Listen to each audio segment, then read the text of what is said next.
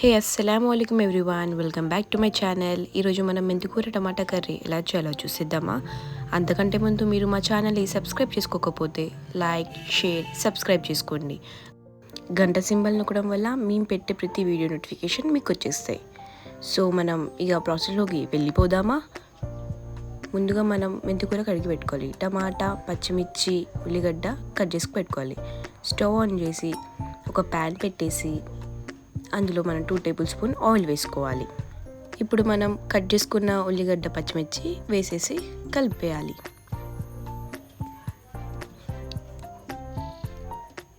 ఈ ఉల్లిగడ్డ, పచ్చిమిర్చి మంచిగా బ్రౌనిష్ అయ్యే వరకు మనం ఫ్రై చేసుకోవాలి. అందులోనే కొంచెం ఉప్పు వేసేసి కలపాలి.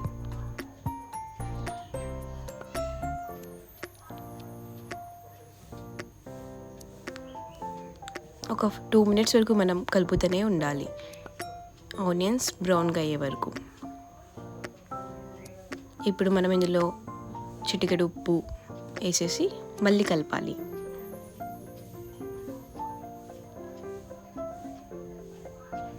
ఇప్పుడు మనం వాష్ చేసి పెట్టుకున్న మెంతికూరని ఇందులో యాడ్ చేసుకుందాం.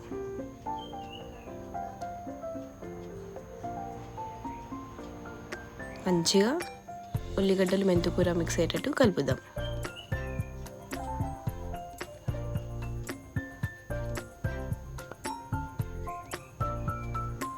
టూ మినిట్స్ వరకు మనం కలుపుతూనే ఉండాలి. అందులోనే మన ఈ మెంతికూర మంచిగా వేగిపోతుంది. ఇప్పుడు మనం ఒక టేబుల్ స్పూన్ కారం తీసుకోవాలి. మీకు సరిపడ్డ కారం వేసుకోండి. మిక్స్ చేద్దాం మళ్ళీ.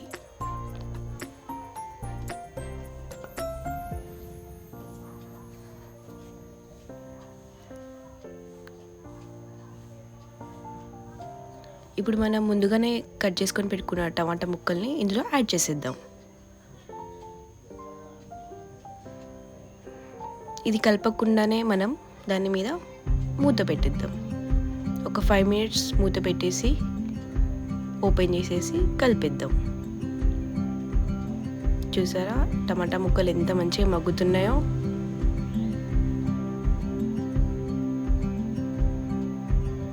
ఒక 2 మినిట్స్ కలుపుదాం.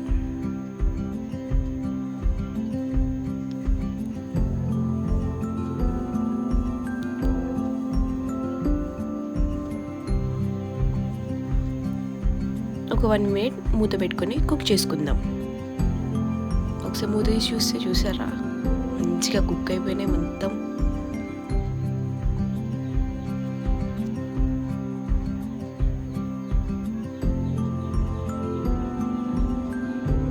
మంచిగా మనం కలుపుకుందాం. కొంచెం మనం కొత్తిమీర కోసుకొని పక్కన పెట్టుకుందాం.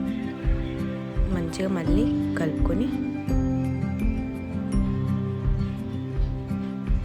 మనం ముందుగానే కట్ చేసి పెట్టుకున్న కొత్తిమీరని యాడ్ చేసేద్దాం. కొత్తిమీర వేసాక ఒక 2 మినిట్స్ లో ఫ్లేమ్లో పెట్టేసి కుక్ చేసుకుందాం.